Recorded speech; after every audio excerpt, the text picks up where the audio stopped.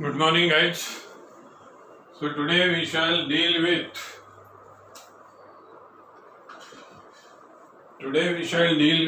make exclamatory. Make exclamatory means assertive to exclamatory. Assertive sentences are to be converted into exclamatory sentences. Assertive sentences को exclamatory sentences में convert करना है. इसमें assertive से जब exclamatory में हम सेंटेंसेस को कन्वर्ट करते हैं तब एक्सक्लेमेटरी सेंटेंस या तो हाउ से शुरू होता है या व्हाट से शुरू होता है. ये अच्छी तरह सुन लो. असर्टिव टू एक्सक्लेमेटरी में एक्सक्लेमेटरी सेंटेंस हाउ या व्हाट से शुरू होता है. हाउ से कब शुरू होता है और व्हाट से कब शुरू होता है. अगर असर्टिव सेंटेंस में एडजेक्टिव के बाद नाउन नहीं है, अगर असर्टिव सेंटेंस में एडजेक्टिव के बाद नाउन नहीं है तो एक्सक्लेमेटरी सेंटेंस हाउ से शुरू होता है. और असर्टिव सेंटेंस में एडजेक्टिव के बाद नाउन है तो एक्सक्लेमेटरी सेंटेंस व्हाट से शुरू होता है. फिर से एक बार बता देता हूं.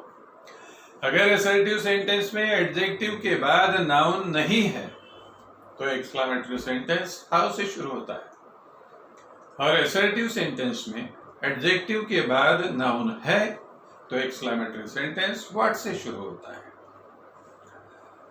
दूसरे शब्दों में ये भी बता सकते हैं कि भाई अगर असर्टिव सेंटेंस में ए और एन है, ए अथवा एन, ए एन ये आर्टिकल्स है.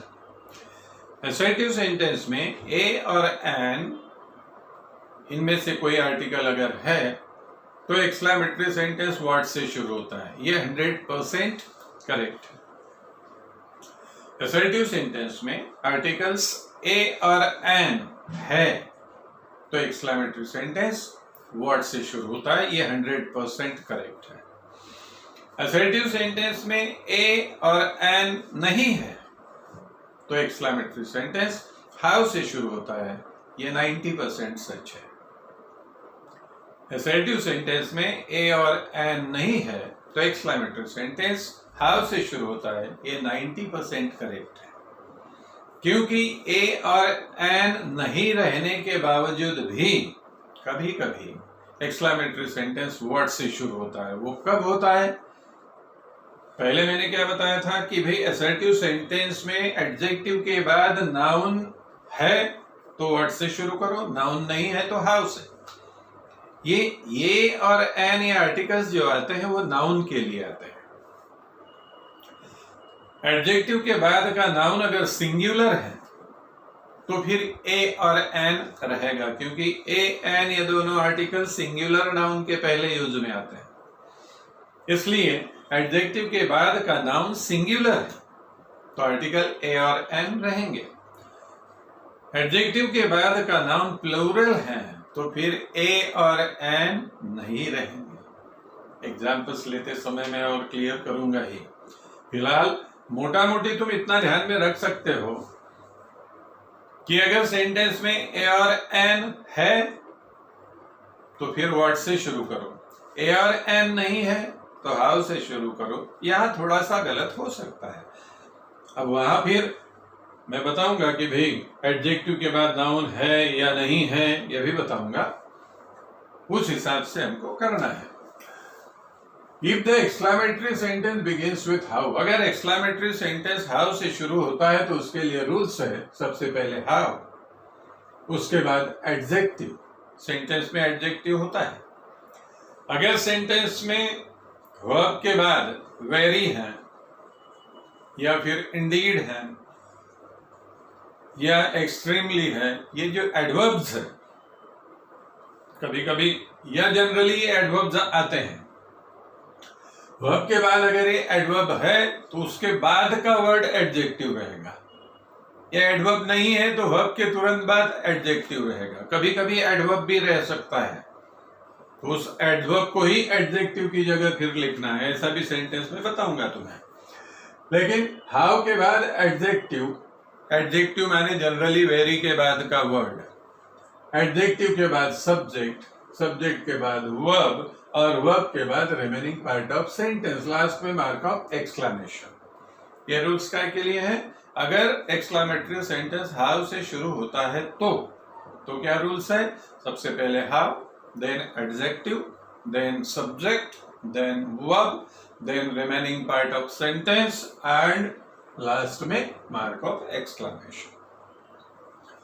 अगर एक्सक्लेमेटरी सेंटेंस व्हाट से शुरू होता है, if the exclamatory sentence begins with what, what से अगर शुरू होता है तो सबसे पहले व्हाट, उसके बाद आर्टिकल ए और एन या फिर नो आर्टिकल। ऐसा क्यों लिखा मैंने? अगर असर्टिव सेंटेंस में आर्टिकल है तो यहां आएगा, नहीं है तो नहीं आएगा। ओके हाँ, कभी कभी सेंटेंस में, असर्टिव सेंटेंस में ए है, एक्सक्लेमेटरी में एन भी हो सकता है, या असर्टिव सेंटेंस में एन है तो एक्सक्लेमेटरी में ए भी हो सकता है।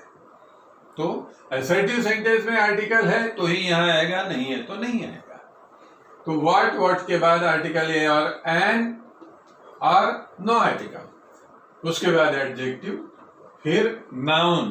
कौन सा नाउन? जो एडजेक्टिव के बाद में सेंटेंस में होता है, क्योंकि वर्ड से अगर एक्सक्लेमेटरी सेंटेंस इंट्रोड्यूस होता है या शुरू होता है, इसका मतलब सेंटेंस में एडजेक्टिव के बाद नाउन है, तो उस नाउन को लिखना है। उसके बाद subject, then verb, then remaining part of sentence and last में mark of exclamation.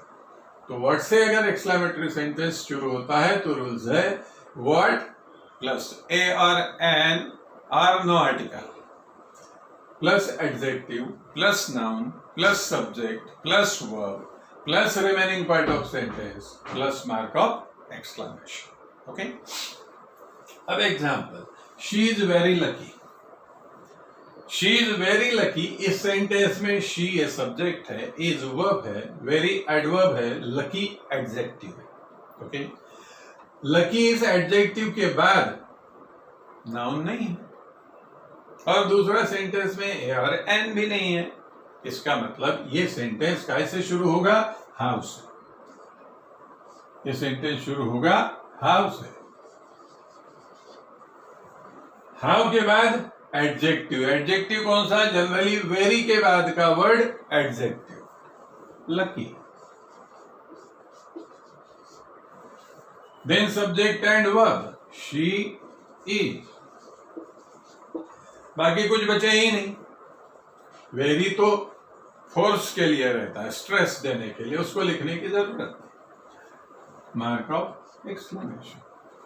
Lucky, she is. Second sentence, you are very kind and generous. You subject, are verb, very adverb, kind adjective. Adjective के बाद and है तो उसके बाद भी adjective ही रहेगा। And एक कंजंक्शन है, ये कोई नाउन नहीं है। मतलब इस सेंटेंस में दो एडजेक्टिव्स है, काइंड एंड जनरस। एडजेक्टिव के बाद नाउन नहीं है, सेंटेंस में ए और एन नहीं है, इसलिए एक्सक्लेमेटरी सेंटेंस हाउ से शुरू होगा। हाउ के बाद एडजेक्टिव, अब यहां दो एडजेक्टिव है तो दोनों को लिखो, kind and generous. Subject and verb, you are. Mark of exclamation, क्योंकि कुछ नहीं बचा। How kind and generous, you are. Third है he sings sweetly. He sings sweetly, इसमें वर्ब के बाद ये एडवर्ब है, एडजेक्टिव नहीं है। अब यहां इसके बाद नाउन तो है नहीं, इसलिए हाउ से शुरू होगा। फिर ये एडवर्ब लिखना होगा, sweetly. Subject and verb, he sings. Mark of exclamation, बचे ही। Next, Ram is very fast. Ram subject, is verb, very fast ये एडजेक्टिव। इसमें भी ए और एन नहीं है तो हाउ से शुरू करो। उसके बाद adjective fast, subject and verb, Ram is. How fast Ram is. तो इस प्रकार से एक्सक्लेमेटरी सेंटेंस बनते हैं, और एग्जांपल्स नेक्स्ट वीडियो में।